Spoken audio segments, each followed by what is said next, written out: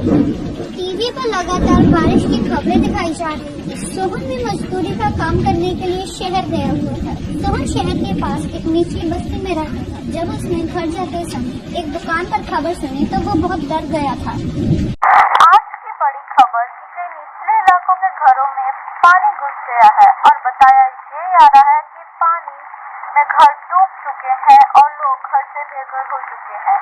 उनके पास खाने के लिए कुछ भी नहीं बचा है, इसलिए लोग अपने घरों को छोड़कर दूसरी ओर जा रहे हैं ताकि वो बच सके। तो ये खबर कितनी देर पहले लगी है? ये तो सुबह ही आ रही थी। भैया मेरा घर भी निचली बस्ती में ही है, इसलिए चिंता हो रही थी। अब मैं चलता हूँ। राम राम। पता नहीं घर का क्या हाल होगा। मैं सोचता था कि मैं अपने घर की छत को ठीक करवा लूं, लेकिन कोई मजदूरी ही नहीं देता है इन बारिश के दिनों में। अब मैं क्या करूं भैया, मैं तो बर्बाद हो जाऊंगा। सोहन घर जाता हुआ अपने आप से बातें कर रहा था। बारिश के कारण शहर की सड़कों पर भी पानी आ गया था। सोहन के पास 100-200 रुपए थे, जिनका वो खाने पीने का सामान घर लेकर जा रहा था। उसकी पत्नी और बच्चे घर में घुसे पानी को घर से बाहर निकाल रहे थे। गौरी रुको, मैं मदद करता हूँ। 2 बाल्टी मुझे दो। इतनी देर से बारिश आ रही है, रुकने का नाम ही नहीं ले रही। बारिश रुक जाए तो पानी घर से बाहर निकल जाएगा। तुम चिंता मत करो गौरी, अब तो रात का समय है। हम कल सुबह ही शहर चले जाएंगे।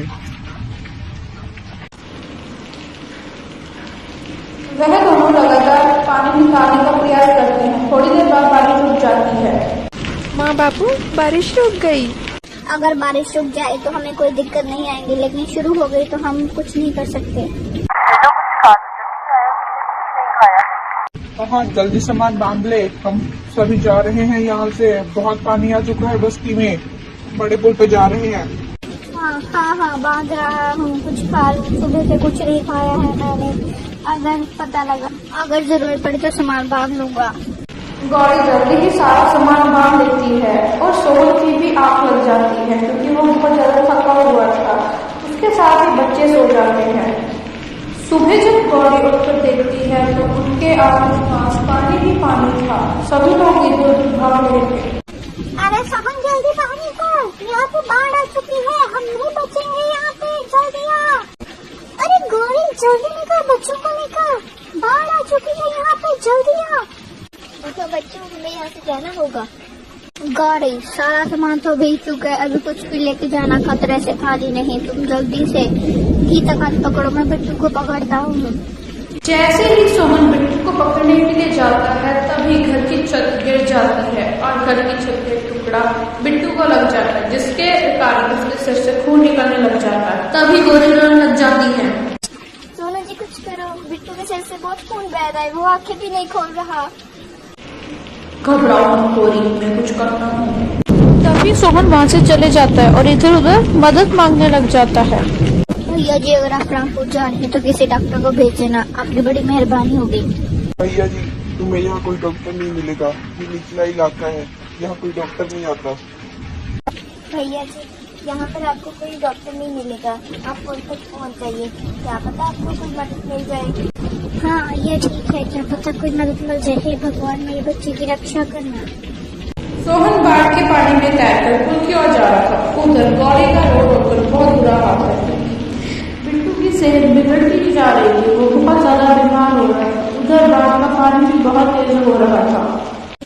कहाँ रह गए आप, जल्दी आओ, बिट्टू बहुत बीमार है, उसे बहुत तेज बुखार आया है। हे भगवान, इन्हें जल्दी से भेज दो ना।